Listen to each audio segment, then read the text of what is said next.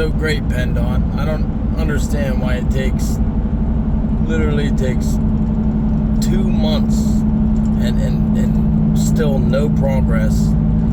It's a traffic jam every day, southbound 79. Like, it's ridiculous to like be moving this slow.